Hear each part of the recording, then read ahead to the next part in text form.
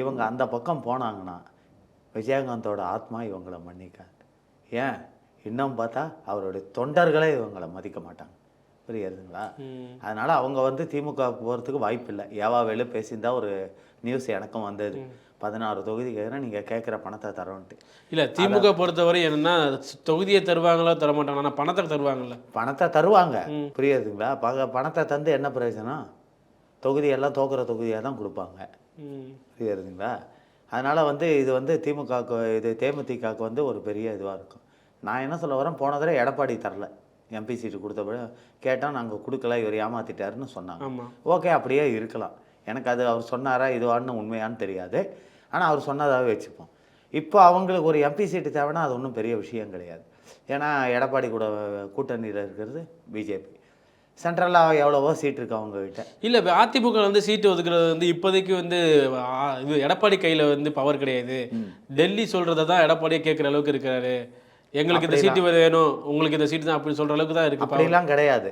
அதாவது வந்து இங்கே பிஜேபி சார்பில் பிஜேபி ஜெயிக்கக்கூடிய தொகுதிகளை எந்தெந்த தொகுதியை கேட்கணுன்ட்டு அமித்ஷா கிட்ட லிஸ்ட் அமைச்சிருக்காங்க. ஏன்னா 30 தொகுதியில் பிஜேபி போட்டிக்கிட்டா ஜெயிக்க வாய்ப்பு இல்லை. ஏதோ எல்லா தொகுதியும் ஜெயிக்க, ஏதோ 2 தொகுதி ஒரு தொகுதியில் ஜெயிக்கலாம். அதுவே கேள்விக்குறி தான் சொல்கிறாங்க. யார் சொல்கிறது? இல்லை, இது திமுக காரங்க எல்லாம் சொல்கிறாங்க. திமுக பத்திரிகையாளர்கள், கருத்து கணிப்பு வெளியிடுறவங்க எல்லாமே அதான் சொல்கிறாங்க. ஏங்க, திமுகவை பொறுத்த வரைக்கும் ஒன்று தெரிஞ்சுக்கோங்க, மற்றவனை வந்து என்றைக்குமே அவன் பாராட்ட மாட்டான்.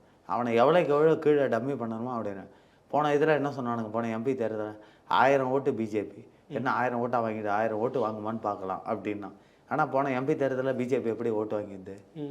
மதுரையிலலாம் கூட பார்த்திங்கன்னா நிறைய இடத்துல 2வது இடத்துல வந்தது பிஜேபி இல்லையா? கோயம்புத்தூரில் 2வது இடம். இப்போ பிஜேபியோட ஓட்டு சதவீதம் அதிகமாக இருக்குது.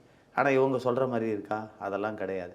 அதாவது மக்களை குட்டி குழப்பம் பண்ணுறதுக்கு இப்பேற்பட்ட வார்த்தைகளை திமுக எப்போதுமே பயன்படுத்தும். அது இன்றைக்கி நேற்றுக்கு இல்லை, எப்போதுமே அப்படி தான், புரியுதுங்களா? அப்பேற்பட்ட காமராஜரையே ஏசி இல்லாமல் தூங்க மாட்டாருன்னு சொன்ன பாவிங்க அவனுங்க. ஒரு பாவி சொன்னான் திருச்சியில். ஆனால் அதுக்கு என்ன அவங்க சொன்னாங்கன்னா, ஏசியெல்லாம் முதலமைச்சர் இருக்கும், ஆனால் ஏசி இல்லாமல் தூங்க மாட்டேன்னு அந்த மாதிரிலாம் இது கிடையாது.